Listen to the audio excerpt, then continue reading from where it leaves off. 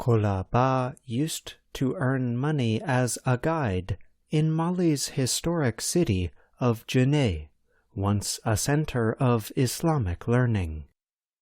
The city is known for its large Grand Mosque of Djenné. The religious center has been on the UNESCO World Heritage in Danger list since 2016. The world's largest mud brick building used to draw tens of thousands of visitors to central Mali every year. Now, the structure is threatened by conflict between rebels, government forces, and other groups. Ba says the money he used to earn was enough to support his family, which now includes 9 children, and to pay for a small group of cattle.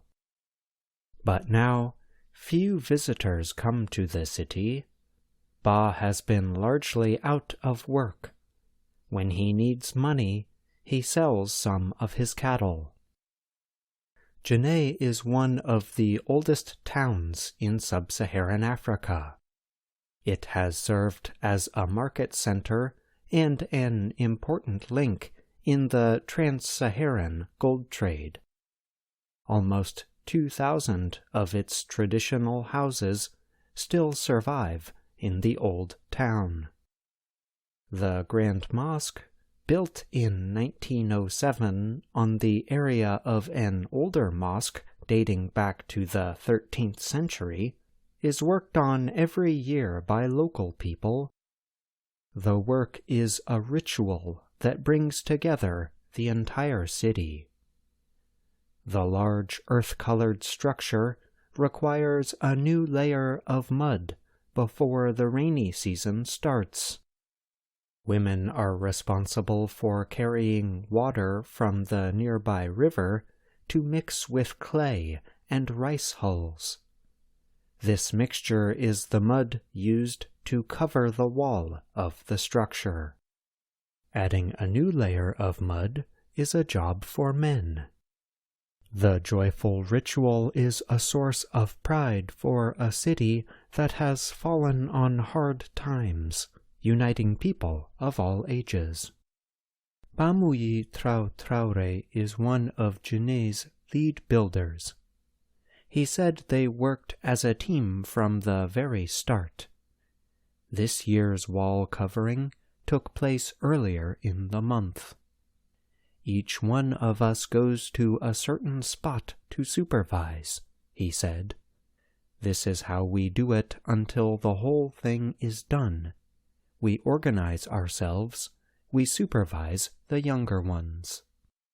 Mali's conflict broke out following a coup in 2012. Militant groups took control of important northern cities. A French-led military operation pushed them out of the city centers the following year, but the success was short-lived. The militants regrouped and launched attacks on the Malian military, as well as the United Nations, French, and other forces in the country. The militants publicly stated their connection to Al-Qaeda and the Islamic State group. Sidi Keita is the director of Mali's National Tourism Agency in the capital of Bamako. Keita said the drop in tourism was sharp following the violence.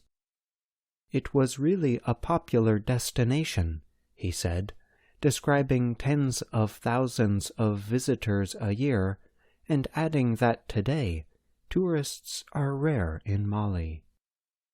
Despite being one of Africa's top gold producers, Mali ranks among the least developed nations in the world, with almost half of its 22 million people living below the national poverty line. Without tourism, few means are left for Malians to make a living. Anger over what many Malians call the crisis is rising.